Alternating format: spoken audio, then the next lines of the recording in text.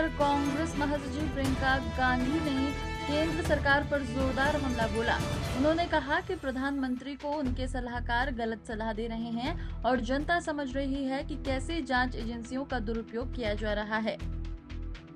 उन्होंने national Herald की property के मुद्दे पर भी सफाई देते हुए कहा कि ये प्रॉपर्टी न बेची जा सकती है और न किराए पर दी जा सकती है, तो हड़पने का तो सवाल ही नहीं उठता। प्रियंका गांधी ने आरोप लगाया कि ये सब राजनीतिक बदले की भावना से किया जा रहा है।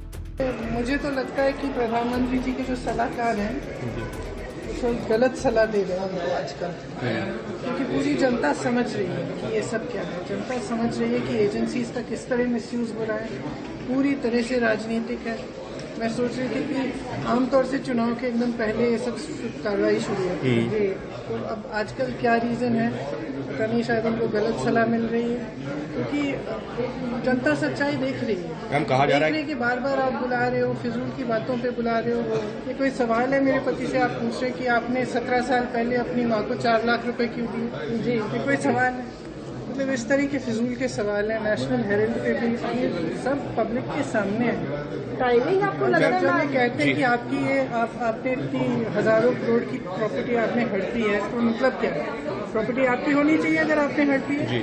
2000 करोड़। तो अगर उस प्रॉपर्टी को आप ना बेच सकते हैं, न रेंट कर सकते हैं, आप मर जाएंगे तो ना आप जायदाद में दे सकते हैं, तो जब उस पर कोई ओनरशिप है ही नहीं तो उसके हड़पने का क्या सवाल है? लेकिन मैम कहा जा रहा है सब मतलब एकदम पूरी तरह से ये झूठे इल्जाम है और ये सारा सिर्फ राजनीतिक उस पर किया जा रहा है। और एजेंसीज में भी मैं बैठी थी दो घंटों के लिए, आप तो वहाँ पर थे ईडी में जी, जो भी वेटिंग रूम में था, मैं पूछ रही थी भाई आप किस लिए आए हैं, आपको किस लिए बुलाया, और एक के बाद एक यही आंसर है, या तो एक्सटॉर्शन के लिए बुलाया या पॉलिटिकल केस है।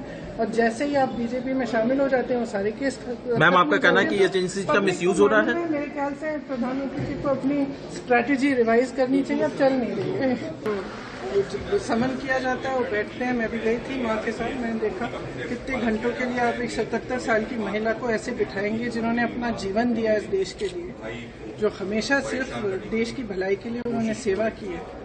तो आप इस तरह से का बर्ताव करेंगे तो ठीक, लेकिन हम तो पूरी तरह से कोऑपरेट कर रहे हैं, चाहे मेरे पति हों, चाहे राहुल जी हों, चाहे सोनिया जी हों। मैम आपको लगता है कि एजेंसीज पर प्रेशर है? मैं तो इंतजार कर रही हूँ, मुझे भी बुलाएं, मुझे भी निमंत्रण दें। क्या वजह आपको नहीं बुलाया जा रहा है? उनसे पूछिए।